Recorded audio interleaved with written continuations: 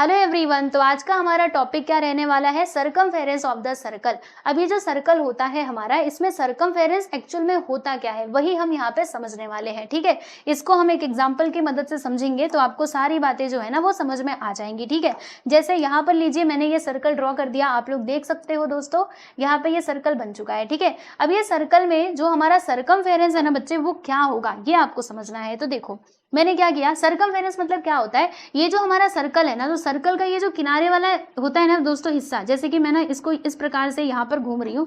मान लीजिए मेरे हाथ में क्या है बच्चे, एक धागा है। ठीक है, अब धागे को ना मैं इसके ऊपर से ऐसे घुमा रही हूँ। ठीक है, देखो धागे को मैं ऐसे ऐसे करके घुमा रही हूँ। ऐसे मैंने पूरा ये सर्कल के चारों तरफ क्या करा, इसको घुमाया, और मैंने पाया कि जब ये पूरा धागा घूमा ना तो मेरे को इतना इतना मिला। ठीक है, इसका लेंथ बराबर, तो ये जो धागे का लेंथ होगा ना दोस्तों, वही हमारा क्या कहलाएगा, सरकमफेरेंस ऑफ दिस सर्कल।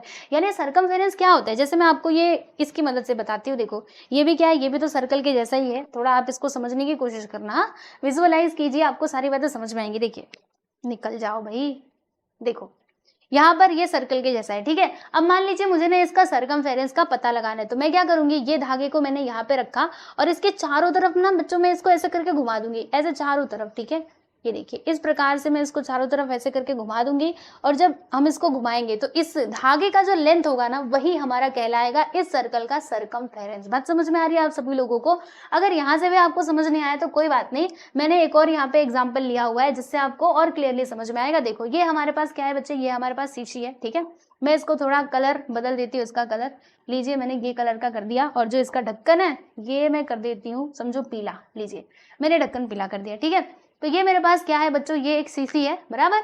तो अब ये इसका शेप कैसा है, सर्कल के जैसा ही है। मुझे मान लीजिए इसका सरकमफेरेंस का पता लगाना है, तो सरकमफेरेंस मतलब क्या, मैंने एक धागा लिया और इसके चारों तरफ वो धागा लेकर के ऐसे घुमाया। ठीक है, तो वो जो धागे का लेंथ होगा ना दोस्तों, मान लीजिए कि वो जो धागा हमने यहाँ पे मेजर करा था उसका लेंथ कहाँ से कहाँ तक है, यहाँ से यहाँ तक है। ठीक है, तो ये धागे का लेंथ जितना भी होगा 1 सेंटीमीटर, 2 सेंटीमीटर, 3 सेंटीमीटर, वही मेरा क्या कहलाएगा प्यारे बच्चे, वही मेरा सरकमफेरेंस कहलाएगा उस सर्कल का। बात समझ में आई? तो ये होता है दोस्तों आपका सरकमफेरेंस। ओके, क्लियर हुआ? चलो यहाँ तक की बातें तो आप समझ चुके हैं। सरकमफेरेंस को तो आपने समझ लिया, इसका फॉर्मूला भी देख लीजिए। तो देखो दोस्तों इसका फॉर्मूला क्या होता है मैं आपको बता देती हूँ, जो हम लोग जनरली क्या करते हैं, हमारे क्वेश्चन को सॉल्व करने के लिए यूज करते हैं। तो सरकमफेरेंस को हम लोग डिनोट करते हैं सी से, और इसका फॉर्मूला होता है दोस्तों 2, उसके बाद आता है पाई, और फिर यहाँ पे हम लिखते हैं आर। आर फॉर क्या होता है आप सभी को मालूम है, रेडियस होता है ना। सर्कल के अंदर रेडियस भी तो होता है। जैसे ये मेरा सर्कल है, तो सेंटर से लेकर के सर्कल तक ये जो मैंने लाइन यहाँ पे खींचा है, इसी को हम क्या कहेंगे बच्चे, रेडियस कहेंगे। ठीक है,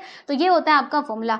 आपको ना मतलब ये सरकमफेरेंस का दूसरा भी फॉर्मूला पता होना चाहिए। देखो दोस्तों, या तो आप ये फॉर्मूला यूज कर लो, या फिर एक और फॉर्मूला होता है सरकमफेरेंस का निकालने का, पाई इंटू डी। ठीक है, देखो सरकमफेरेंस का फॉर्मूला क्या होता है, 2 पाई आर या फिर पाई इंटू डी, दोनों भी फॉर्मूला आप यूज कर सकते हो। अगर आपके क्वेश्चन में रेडियस दिया है तो फिर 2 पाई आर वाला फॉर्मूला यूज कर लो, और अगर ये दिया है डायमीटर दिया है तो फिर आप ये वाला फॉर्मूला यूज कर लो। डी फॉर क्या होता है बच्चे, डायमीटर होता है, याद रखिएगा। ठीक है, तो ये था हमारा सरकमफेरेंस का कॉन्सेप्ट। आई होप कि क्लियर हो गया होगा। ठीक है, तो वीडियो अच्छा लगे तो जी हाँ बिल्कुल लाइक कर सकते हो। ओके, तो चलिए फिर मिलेंगे नेक्स्ट वीडियो में। Bye everyone.